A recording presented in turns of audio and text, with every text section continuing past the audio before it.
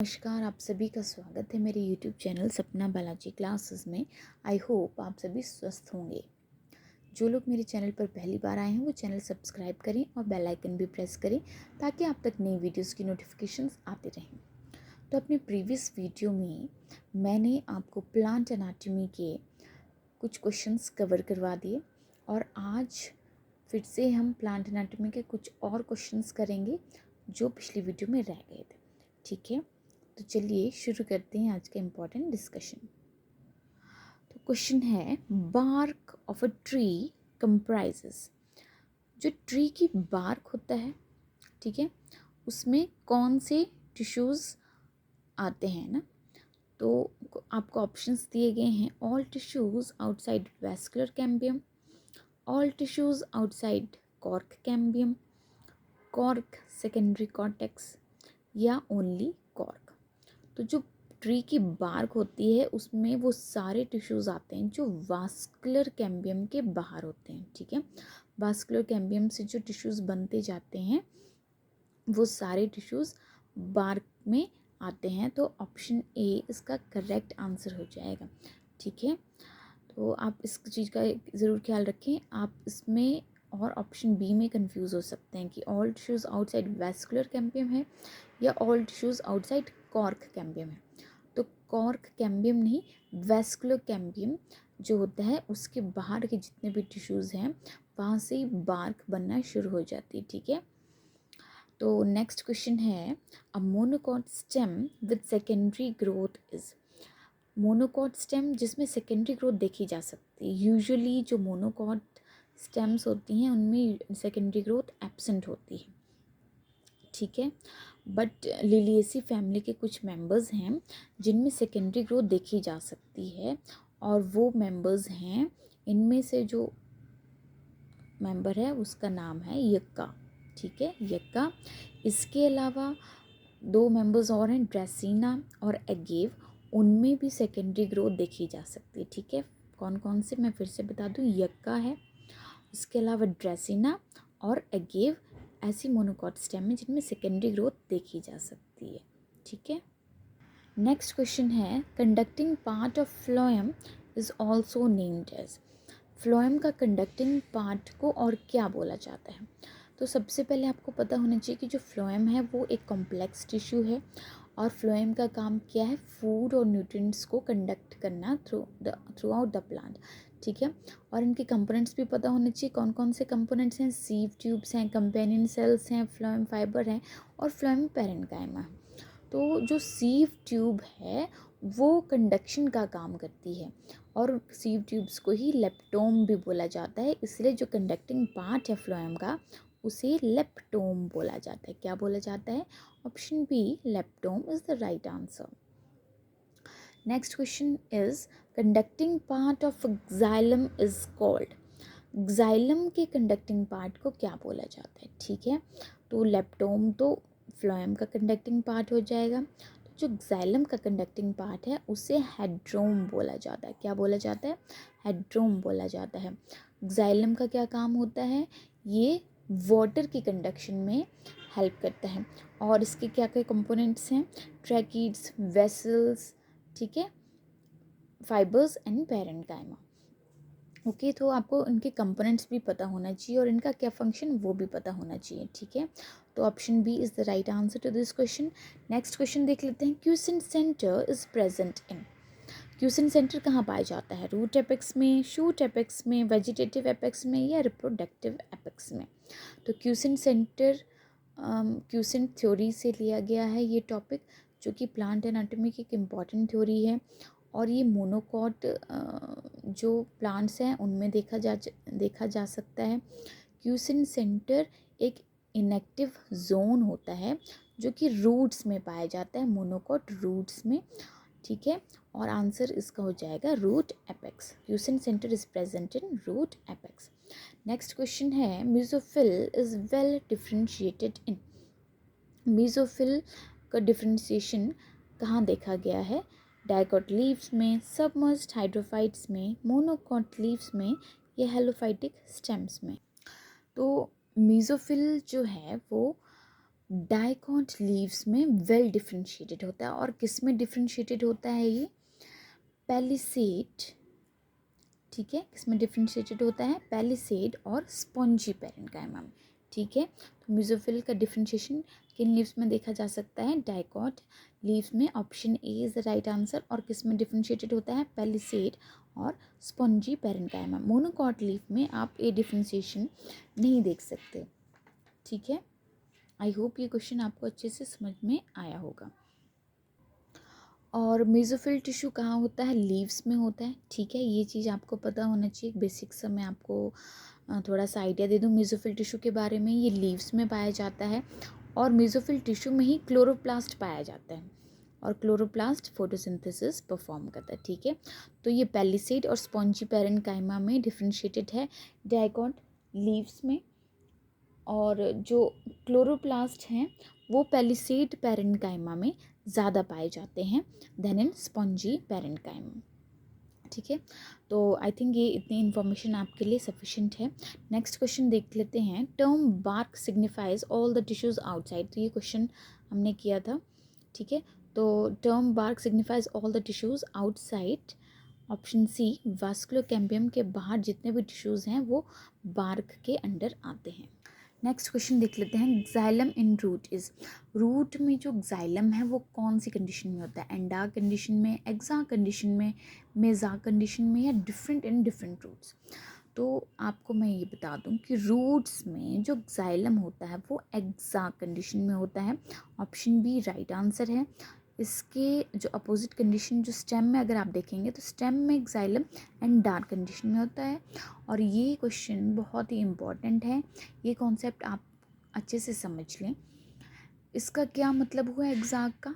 Roots में जो vascular tissues बनते हैं, एक्साइलम जो है, जो कैम्बियम होता है उसके इनर साइड एक्साइलम होता है और आउटर साइड में फ्लाइम होता है, ठीक है। तो रूट्स में जब एक्साइलम बनता है तो जो प्रोटोक्साइलम होता है, जब फर्दर कॉर कैम्बियम के बाद और जो सेकेंडरी एक्साइलम बनता है, एक तो प्राइमरी एक्साइलम होता है जो सबसे पहले बनेगा ना, उसको प्रोटोक्साइलम बोलेंगे। जो प्रोटोक्साइलम है रूट्स में वो पेरिफेरी रीजन में होता है, बाहर की तरफ होता है, ठीक है। और जो मेटाक्साइलम है वो अंदर की तरफ, वो सेंट्रल रीजन में होता है, इसलिए उस कंडीशन को एक्सा कंडीशन बोला जाता है।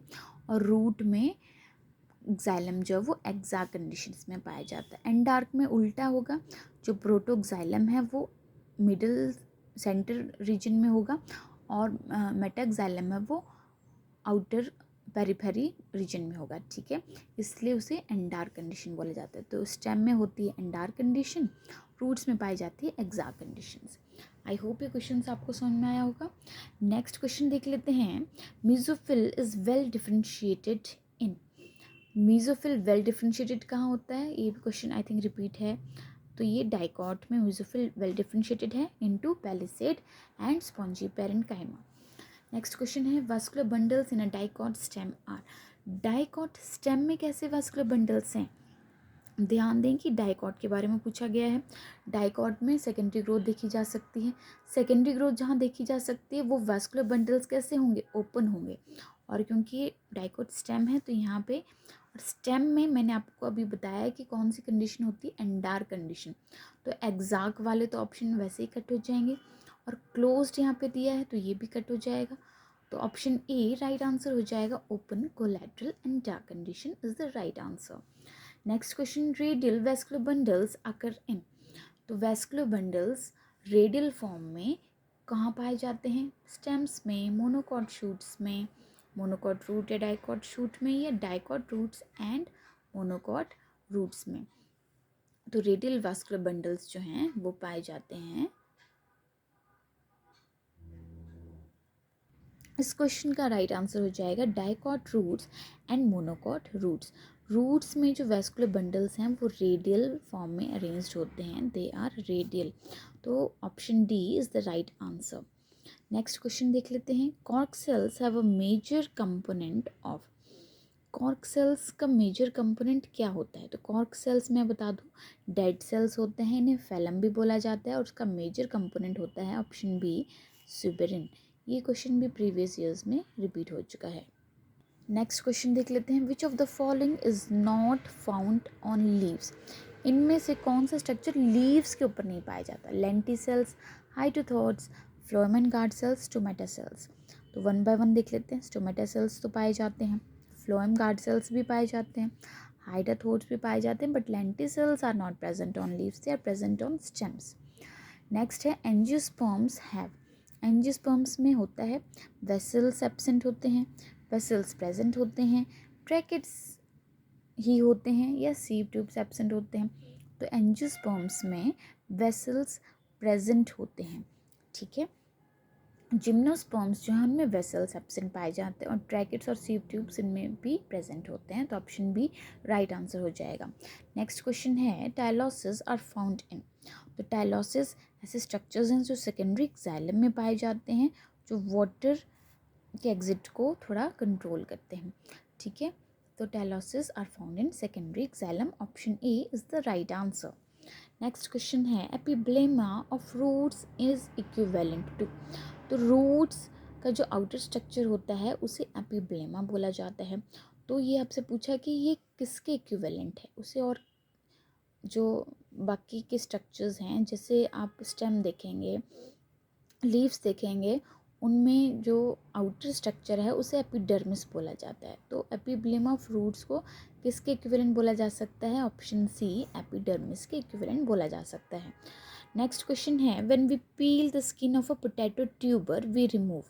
जब हम पोटैटो ट्यूबर की स्किन को रिमूव करते हैं तो हम एक्चुअली में क्या रिमूव कर रहे होते हैं? पेरिडर्म, एपिडर्मिस, सैप वुड या क्यूटिकल। तो इस क्वेश्चन का राइट आंसर हो जाएगा ऑप्शन ए पेरिडर्म, ठीक है। नेक्स्ट क्वेश्चन है which of the following is made up of dead cells. तो मैंने आपको प्रीवियस क्वेश्चंस में बहुत बार बताया कि जो फेलम है, कॉर्क सेल्स हैं, वो डेड सेल्स के बने होते हैं। Option B is the right answer. Next question है stomata in grass leaf are. Grass leaves कैसी होती हैं? नैरो होती हैं, और जो नैरो लीव्स होती हैं, मोनोकॉट लीव्स होती हैं, उनमें डम्बल शेप्ड स्टोमेटा पाए जाते हैं। जो ब्रॉड लीव्स होती हैं उनमें किडनी शेप्ड स्टोमेटा पाए जाते हैं। ये इस बात का ज़रूर ख्याल रखें कि ग्रास लीफ कैसी होती है? नैरो शेप्ड होती हैं, इसलिए उनमें डम्बल शेप्ड स्टोमेटा पाए जाते हैं। नेक्स्ट क्वेश्चन है quotient centre is a. Quotient centre पीछे जो क्वेश्चन आया था मैंने वहाँ आपको बताया कि क्यूसेंट सेंटर एक इनएक्टिव जोन है जो कि रूट्स में देखा जाता है, ठीक है। तो option C is the right answer. Next question tylosis are the structures found in xylem vessels, ठीक है। तो इनका आपसे फंक्शन पूछा गया है, इसका फंक्शन क्या हो जाएगा? All the time hinders the flow of water. मैंने आपको बताया था दे रिस्ट्रिक्ट द मूवमेंट ऑफ या फ्लो ऑफ वाटर। टाइलोसिस कहाँ पे पाए जाते हैं? सेकेंडरी xylem में स्ट्रक्चर्स पाए जाते हैं। ऑप्शन डी इसका राइट आंसर हो जाएगा। नेक्स्ट क्वेश्चन नंबर 47 है dash is commonly found in fruit wall of nuts. Option A a fibre, a sclereid, collenchyma या पेरेन्काइमा। तो फ्रूट वॉल्स जो होती हैं नट्स की वो हार्ड होती हैं, और हार्ड होती हैं तो उनमें स्टोन सेल्स पाए जाते हैं जिन्हें स्क्लेराइड्स भी बोला जाता है। Option B is the right answer. Next question which tissue is sclerenchymatous in a monocot stem. तो मोनोकॉट स्टेम में कौन सा टिश्यू स्क्लेरेन्काइमेटस है? ठीक है, एपिडर्मिस, हाइपोडर्मिस या बंडल शीथ। तो इस क्वेश्चन का राइट आंसर हो जाएगा option D both 2 and 3, that is hypodermis और बंडल शीथ सेल्स होते हैं वो स्क्लेरेन्काइमेटस होते हैं मोनोकॉट स्टेम में। नेक्स्ट क्वेश्चन है the root cap regenerates from. Root cap किससे रीजनरेट होता है? प्लेरोम से, कैलिप्ट्रोजन से, पेरिब्लम से या डर्मेटोजन से। इस क्वेश्चन का राइट आंसर हो जाएगा option B root cap regenerate from calyptrogen, ठीक है। और लास्ट क्वेश्चन आज की वीडियो का है ring arrangement of vascular bundles is a characteristic feature of. तो रिंग अरेंजमेंट कैरेक्टरिस्टिक फीचर है किसका, डाइकॉट स्टेम का, मोनोकॉट स्टेम का, मोनोकॉट रूट का या डाइकॉट रूट का। ठीक है, तो इस क्वेश्चन का आंसर कैसे देंगे आप? मैंने आपको प्रीवियस क्वेश्चंस में बताया कि जो रूट्स होते हैं उनमें वैस्कुलर बंडल्स कैसे होते हैं, रेडियल वैस्कुलर बंडल्स होते हैं, और स्टेम में वैस्कुलर बंडल्स जो हैं वो रिंग अरेंजमेंट में पाए जाएंगे, और specially in dicot stem vascular bundles are in ring arrangement. तो option A is the right answer to this question. ये थे important MCQs chapter plant anatomy के। आई होप ये चैप्टर आपको समझ में आया होगा, और इसके एमसीक्यूज बहुत ही इम्पॉर्टेंट हैं हमारे कमीशन पॉइंट ऑफ व्यू से। बहुत बार यहाँ से इम्पॉर्टेंट क्वेश्चंस देखे गए हैं, तो मेरी इस वीडियो को ज़रूर फॉलो करें और ज़्यादा से ज़्यादा लाइक शेयर करें। Thank you, have a good day.